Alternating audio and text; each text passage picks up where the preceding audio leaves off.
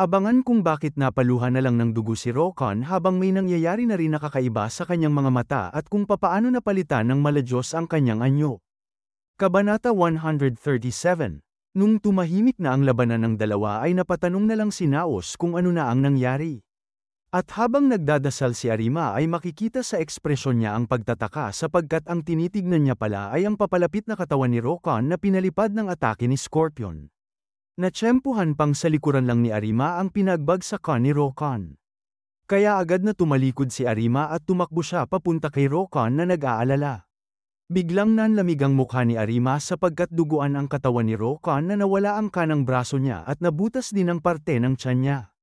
Napamura na lang ang mukha ni Rokon na tumutulo pa ng dugo at tinanong niya pa ang sarili niya kung ilang beses na itong nangyari sa kanya. Natataranta naman si Arima na lumapit kay Rokon dahil sa katawan ng manlalaro na nasa kritikal na kondisyon pero tinanong lang ni Rokon kung nasaan ang mga bata. Ang sagot ni Arima ay pinoprotektahan na raw sila ng mga maharlika sa isang ligtas na lugar. Sinabi lang ni Rokon na dapat nanatili siya kasama sila at tinanong pa niya si Arima kung bakit daw siya nandito. Ang sagot lang ng babae sa kanya ay dahil sa gusto niya raw makita si Rolfie. Dagdag pa niyang narinig na niya raw ang sitwasyon at kahit na hindi niya alam kung papaano nasali si Rolfie sa sitwasyon na tulad nito ay nakakasigurado pa rin siya na tinutulungan ni Rokon si Rolfie. Kaya lumabas siya na walang pakialam sa kaligtasan niya sapagkat gusto niyang tumulong pero napagtanto niya rin na wala siyang kayang gawin kundi manood na lang sa gilid. Napaiyak na lang si Arima na sinabing palagi na lang na wala siyang kayang gawin kundi panoorin lang ang batang si Rolfie na mapunta sa kapahamakan. Napatulala na lang si Rokon na walang masabi sa babaeng sinisisi ang sarili, kaya sa isipan niya ay napamura na lang siya na may mali raw na nangyari. Dahil alam niyang wala dapat ganitong parte sa laro. Hanggang sa may paa ang papalapit na sa kanila at dumapo na nga ang dambuhalang katawan ni Scorpion sa likuran ni Arima. Natatakot na agad ang babae na tumingin sa likuran niya at nakangiti lang si Scorpion na naglalabas ng malagim na enerhiya na sinabing nandito lang pala sa lugar na ito si Rokon samantalang kanina niya pa siya hinahanap. Pinuri niya pa ang matatag na buhay ni Rokon sapagkat nabubuhay pa rin siya kahit na malubha na ang kalagayan niya. Pero napatahimik lang si Scorpion sa kanyang napansin sapagkat ang mahinang babae ay binubuhat pa niya papalayo ang katawan ni Rokon. Kaya nagtatakang tinanong siya ni Rokon kung ano ang ginagawa niya imbes na tumakbo na ng mabilis. Pero habang umiiyak ay sinabi lang ni Arima na pagod na raw siyang nanunood lang. Sarcastic pa si Scorpion na sinabing nakakaantig daw ang napapanood niya ngayon at dahil sa malapit silang dalawa sa isa't isa ay papaslangin niya na lang sila ng magkasama. Inatras niya na nga ang kanyang paa at inihanda na ang kanyang kamao para paslangin ang dalawa at sinabi pa niyang maglaho na sila. Sa sobrang pagkataranta ni Arima ay napasigaw na lang siya ng hindi. Kaya biglang may nabangon sa kaloob-looban ni Scorpion na nagpatigil sa kanyang katawan. Nagtataka na lang siya kung ano ang nangyayari sa katawan niya hanggang sa napagtanto ni Scorpion kung sino ang rason at ang pangalan ni Rolfie ang binigkas niya. Sapagkat ginagamit pala ni Rolfie ang buong lakas niya para hilahin ang mga mistulang matitinik na tali. Kaya tinanong siya ni Scorpion kung bakit pa siya lumalaban. Sapagkat parte rin naman siya ni Scorpion at dahil lang sa isang mababang mortal ay pipigilan niya si Scorpion na malapit ng mamuno sa buong mundo. Pero isinigaw lang din ni Rolfie na hindi, sapagkat hindi raw siya parte ni Scorpion. Hindi rin siya interesado sa walang katotohanan na plano ni Scorpion at gusto niya lang na mamuhay kasama si Arima. Kaya unti-unti nang bumukas ang katawan ni Scorpion at nakagawa pa ito ng napakalakas na liwanag sa buong paligid. Sa butas na namuo sa katawan ni Scorpion ay may nakataling kamay ang unti-unting lumalabas at nakayanan pa nga ni Rolfie na ilabas ang ulo at kanang braso niya. Umiiyak na lang siyang tinawag ang pangalan ni Arima, kaya pati si Arima ay tinatawag na rin si Rolfie. Pero ipinagpipilitan pa rin ni Scorpion na tanggapin siya ni Rolfie at huwag na raw siyang lumaban pa. Kaya mas maraming matitinik na tali pa ang nagpakita at kumapit ang lahat ng mga ito kay Rolfie kaya unti-unti ulit na bumabalik si Rolfie sa loob ni Scorpion. Nung malapit na siyang ikulong ulit ay biglang may humawak sa kamay niya sapagkat ipinagsapalaran pa ni Arima na iloob ang parte ng katawan niya sa katawan ni Scorpion para hilain si Rolfie pero halatang nahihirapan na rin siya sa ginagawa niya at napansin na rin ito ni Rolfie. Nanginginig na nga ang braso ni Arima at siya na mismo ang nahihila sa loob ng katawan ni Scorpion. Hanggang sa may isa pang kamay ang humawak sa braso ni Rolfie at yun ay si Rokon na minamadali ng palabasin si Rolfie na tinatawag niyang hangal. Ginagamit na nga ni Rokon ang buong lakas niya para humila at sa wakas ay matagumpay niyang nahila palabas si Rolfie at Arima nakamuntika na rin na makulong sa loob ng katawan ni Scorpion. Kabanata 138. Nung nakalabas na si Rolfie ay mistulang mas gumaan na ang pakiramdam niya kahit na umiiyak pa rin siya. Sapagkat ang kamay nilang dalawa ni Arima ay magkahawak na ngayon kahit na nawalan ng malay si Arima. Samantalang si Rokon naman ay parang naaasar na pinapanood si Scorpion na hindi pa namamatay na tinawag si Rokon na bastardo. Halata naman sa reaksyon ni Scorpion na nagkakaroon ng masamang epekto sa kanya ang paglabas ni Rolfie kaya mas lalo pang nagliwanag ang butas sa kanyang katawan. Samantalang ang unang ginawa ni Rolfie ay buhatin si Arima para ipunta sa gilid at hindi masaktan sa laban. Nalungkot pa ang kanyang tingin at tumayo siya na hindi mapinta kung ano ang iniisip niya habang pinapanood lang si Scorpion na inaayos ang butas sa katawan niya. Tinawag na ni Rolfie si Rokon kaya idinilat lang ng hindi na makagalaw na manlalaro ang mga mata niya. Tinanong lang ni Rokon kung ano ang sasabihin ng matakaw na si Rolfie kaya inasar naman siya pabalik ni Rolfie na kahit na malubha na ang kalagayan niya ay nabubuhay pa rin ang bunganga niya. Seryosong tinanong na nga ni Rolfie kung bakit. Kung bakit kahit na walang kinalaman si Rokon sa nangyayari ngayon sa Caryas ay ginagawa niya pa rin ang lahat ng makakaya niya para lumaban para sa kanila. Pero nagtataka lang din si Rokon at nagtanong siya pabalik kung bakit ito nangyari. Inamin niyang nakakaramdam siya ng panginginig sa tuwing may nakikita siyang hindi patas na sitwasyon, kaya gusto niya tuloy na may bugbugin siyang iba. Sinabi niya rin na may nakakaasar siyang personalidad sapagkat kailangan niyang gawin ang gusto niya para lang mas bumuti ang pakiramdam niya. Dahil doon ay naging ganito na ang kanyang kalagayan at napabiro pa siya na sinabing nahanap niya na raw ang katapat niya. Minaliit lang ni Rokon na tinawag ang sarili niyang isang nakakaawang bastardo dahil sa huli ay ang parehong katapusan pa rin na sinabi ng boses ang nangyari. Ito na raw ang katapusan niya. Kaya inabisuhan niya na si Rolfie na tumakas na lang siya na kasama si Arima pero pinutol lang ni Rolfie ang sinasabi ni Rokon na sinabing hindi pa raw tapos ang lahat. Kaya nanlaki ang mata ni Rokon dahil sa narinig niya. Natutuwang ngumiti si Rolfie na nagliliwanag pa ng krus ang mga mata niya na sinabing niligtas daw siya ni Rokon, ang nag-iisang Scorpion King. Samantalang si Scorpion ay abala pa rin na isinasara ang butas ng katawan niya at umungal na nga ito na iisang mata na lang ang natitira sa kanya.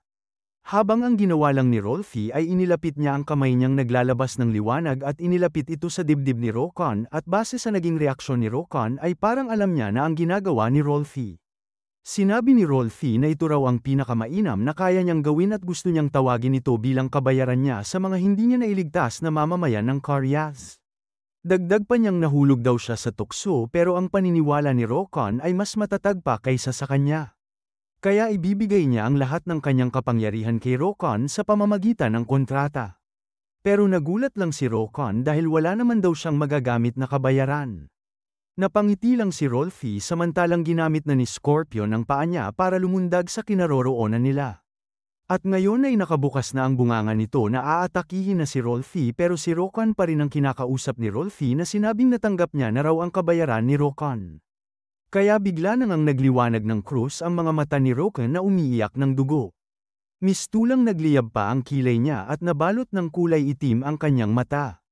Nakagawa pa nga ng pagsabog ang kontrata nilang dalawa kaya napaatras na lang ang huminang katawan ni Scorpion at isinigaw niyang hindi ito maaari na parang alam niya na ang ginawa nila Rokon at Rolfie. Pati ang misteryosong babae ay napatayo na lang sa pagkakaupo niya at hindi siya makapaniwala sa nangyari na napatanong na lang kung biro lang ba ang napapanood niya ngayon. Pati ang mga mamamayan ay hindi makapaniwala sa kasalukuyang nasasaksihan nila at lalong-lalo naman si Jakul na inaasahan na mananalo ang kanyang emperador. Naglalabas pa ng kuryente ang bawat kilos ni Rokon, ang kanyang braso ay may mga kakaibang guhit na rin, at ngayon ay mistulang meron na siyang korona. Inilabas na ng misteryosong babae ang cellphone niya at habang pinapanood ang kakaibang nangyayari kay Rokon ay may tinawagan siya at sinabing nahanap niya na raw ang hinahanap niya. Ang pangalawang ranker na si Rokon, na para bang naging Diyos na talaga ang anyo ni Rokon sapagkat may krus pang nagliliwanag sa likod niya, ang buhok niya ay mas humaba. May mga kakaibang hugit sa kanyang katawan, ang mga mata niya ay nagliliwanag na ngayon, at may lumulutang pa siyang mistulang korona o hindi kaya ay halo. Unti-unti naman nang idinilat ni Arima ang mata niya at nung bumangon na siya ay nagulat na lang siya sa nakikita niyang kakaibang anyo ni Rokan. Pinagmamasdan pa niya ng mabuti kung si Rokan ba talaga yun. Samantalang nagagalit na si Scorpion na sinabing huwag daw silang magpatawa dahil ang kapangyarihan na napunta kay Rokan ay ang kapangyarihan na dapat para sa kanya. Kaya ginamit niya na nga ang kanyang laser na kapangyarihan para atakihin si Rokan at sinabi pa niyang ibalik ni Rokan ang kapangyarihan niya. Pero kalmado lang ang tingin ni Rokan na itinaas ang kanyang kamay na naglabas ng mataas na pader sa harapan niya at ito ang dumepensa sa laser na atake ni Scorpion. Gumawa pa siya ng senyales sa kanyang dalawang kamay na nagpalabas ng apat na malalaking mga braso. Nakagawa pa ng sandata ang mga higanteng braso at ang sandatang yun ay ang dambuhalang axe na tulad lang ng nakasanayan na sandata ni Rokan.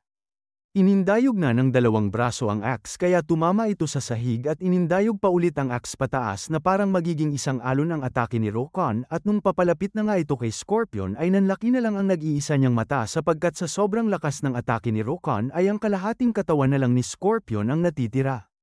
Kabanata 139.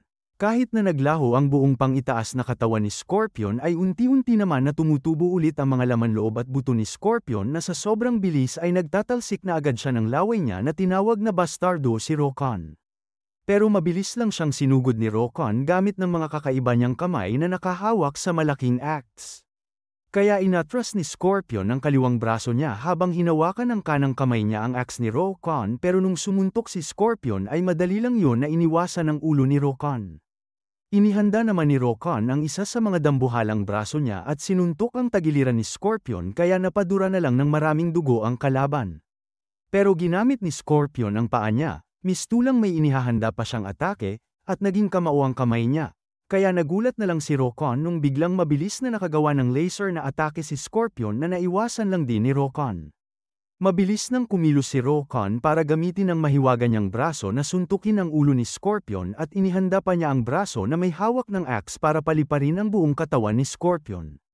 Habang lumilipad si Scorpion ay mabilis pa rin siyang sinusundan ni Rokan kaya nung nakadapo na siya sa lupa ay isinara niya ang kanyang kamay para maglabas ng malaking harang sa harapan niya. Kaya napahinto na lang si Rokan sa napakataas na pader na humarang sa kanya pero biglang nagliyab ang kanyang mga mata at ang makapal na pader na ginawa ni Scorpion ay nasira lang din agad. Inaasahan na pala ni Scorpion na mangyayari yun kaya biglang nagliwanag ang kanyang mata at inatake ng laser niyang abilidad ang parte ng pader na nasira. Pero nagulat na lang siya sapagkat ang axe lang pala ni Rokan ang tinamaan niya. At nung tumalikod si Scorpion ay nasa harapan niya na pala si Rokan na nakahanda ng sumuntok ang mga dambuhalang braso niya.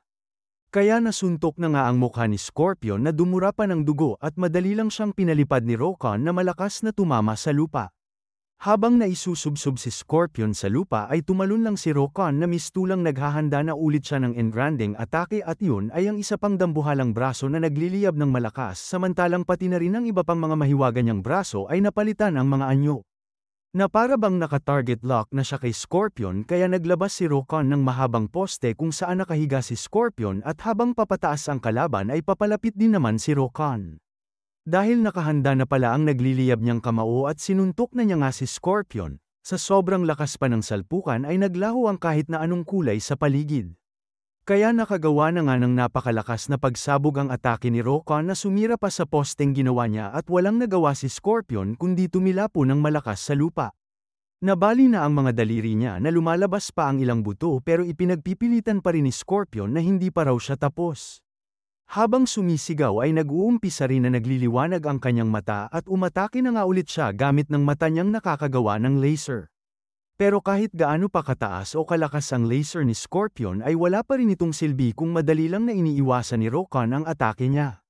Kaya umatake ulit siya na isinigaw na mahulog na si Rokan, at umatake na naman na isinigaw na mamatay na si Rokan. Sa pagkakataong ito ay parang nawalan na ng gana si Rokan na umiwas kaya natamaan na nga siya ng laser ni Scorpion. Pero nung nawala na ang liwanag ng laser ay lumulutang pa rin siya na pinagmamasdan lang ang nakahigang katawan ni Scorpion. Habang nakatingin sa kalaban niyang hindi na makagalaw ay naalala lang ni Rokan ang ngiti ni Rolfi kaya napangiti na rin siya na may ginawang senyales sa kanyang mga kamay, at tinulad na rin nga ng mga mahiwaga niyang braso ang senyales ng mga kamay ni Rokan. Habang nakangiti na ginagawa pa rin ang kanyang genggeng sign ay biglang nagliwanag ang likuran ni Rokon at nung ibinuka niya ang kanyang mga braso ay may nagliliwanag na anyo ni Rolfi ang lumabas sa likuran niya na mistulang napunta pa siya sa kalawakan. Agad nang nakagawa ng kamao ang mahiwaga niyang braso at sumugod na si Rokon sa kalaban niyang pinapanood na lang siya. Natutuwa pa si Rokon na sinabihan ang matang halimaw na katapusan na niya. Samantalang si Scorpion ay tahimik na lang. Na para bang may isa pang kamao ang sumusugod at yun pala ay si Rolfi nang initian lang si Rokon. Mas lalo pang ang lumaki ang mahiwagang kamao sapagkat kasama pa rin ni Rokon si Rolfi sa laban na ito. Nagliwanag na nga ang kanilang mga kamao na pinapakita ang kanilang power of friendship. Sa sandaling tumama ang kamao ay nakagawa pa ito ng lindol at nawalan pa ng kulay ang buong paligid dahil sa sobrang lakas ng pagkakatama.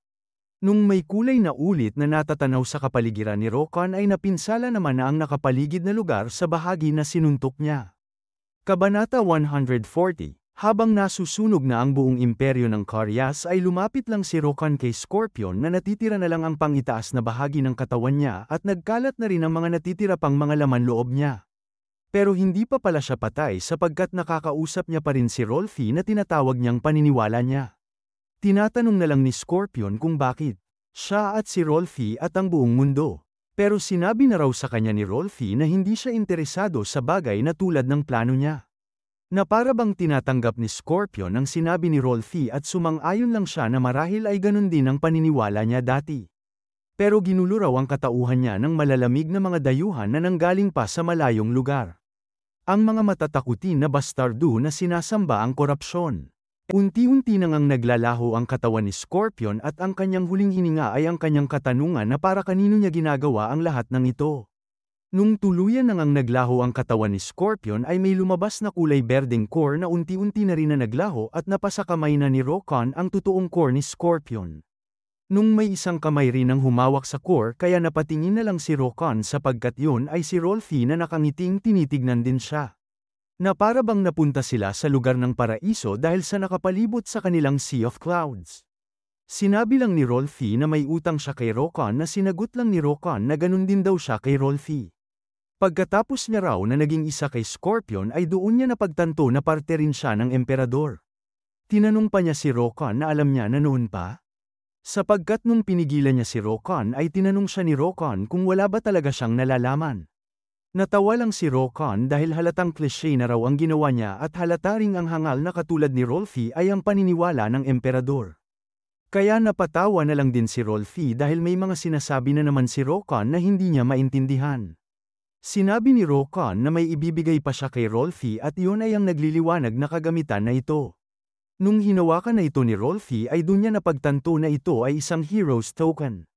Matagal na panahon na raw ang nakalipas nung iniligtas niya ang mga tao kaya ginawa nila ito para ipakita ang kanilang pasasalamat sa kanya. Ang maalala ni Rolfi ay ibinigay niya itong hero's token sa isang bata bago siya pumunta sa lugar na ito at ang sabi lang ni Rokon sa kanya ay natanggap niya raw ito sa isang punong nayon na sinabihan siyang pumunta na sa pupuntahan niya. Na para bang nalungkot ang mata ni Rolfi pagkatapos niyang marinig ang mga sinabi ni Rokon at nung tumalikod siya ay nakikita niyang sira-sira na ang imperyo na binuo niya. Kaya napasabi na lang si Rolfi ng gosh at tinawag ang sarili niya na isang nakakaawang emperador. Kaya mas lalo pa niyang hinigpitan ang pagkakahawak niya sa hero's token at sinabing hindi siya ang magiging pinakamasamang emperador. Itinapon niya na lang pabalik ang hero's token kay Rokon kaya tinanong niya kung bakit ito ibinabalik ni Rolfi sa kanya. Ang mapang-asar lang na sagot ni Rolfi ay dahil sa ibinabalik niya lang daw ito sa isang bata kaya inasar lang din siya ni Rokon na isa siyang bata. Pinulot na nga ni Rolfi ang core at mistulang may inaktiba agad siya kaya may lumabas na makapal na enerhiya sa kanyang katawan. Unti-unti pang ang tumataas ang kanyang paa at ngayon ay lumulutang na si Rolfi na hawak-hawak pa rin ang core. Kaya nagtataka na si Rokon na tinanong kung ano ang ginagawa ni Rolfi. Ngumiti lang si Rolfi at sinabing ito raw ang pinakamabuti niyang kayang gawin. Nagpaalam na nga siya kay Rokon kaya nagreklamo agad si Rokon na akala niya ay mamumuhay si Rolfi na kasama si Arima kaya saan niya naman balak pumunta ngayon. Nang biglang nagkaroon ng mga bitak ang core at unti-unti nang nababalot ng kulay pula ang katawan ni Rolfi hanggang sa nawala na ang kanyang anyo na may laman. Nung idinilat niya ang kanyang mata ay tinignan niya muli si Arima sa huling pagkakataon at pumikit na ulit siya. Biglang nagliwanag ang lumulutang niyang katawan at tuluyan na siyang nawala. Ang natitira niya na lang na maliit na core ay nagsimula na rin na mabitak hanggang sa sumabog na nga ito na parang fireworks at maraming nahuhulog na kulay pulang liwanag sa paligid. Pinaghalong pagkamangha at pagkagulat na lang ang ekspresyon ni Rokon at ang mga mamamayan na nawalan ng puwersa ng buhay ay unti-unti na nilang idinilat ang kanilang mga mata. Nung napansin ni Rokon ang dahilan sa ginawa ni Rolfie ay biglang may ginawa ang sistema sa kanyang binti at para bang unti-unti na rin siyang inaalis ng sistema sa laro. Kaya tinignan niya ang buong paligid at nakikita niyang para bang nagkakaroon ng glitch sa laro. Kapansin-pansin din sa mukha ni Arima ang pagkagulat niya na hindi maintindihan kung ano ang nangyayari. Tuluyan nang inalis ng sistema si Rokon sa laro at habang patuloy na nagkakaroon ng glitch ay ipinahayag ng sistema na napagtagumpayan ng natapos ang secret dungeon na Pyramid of Legends.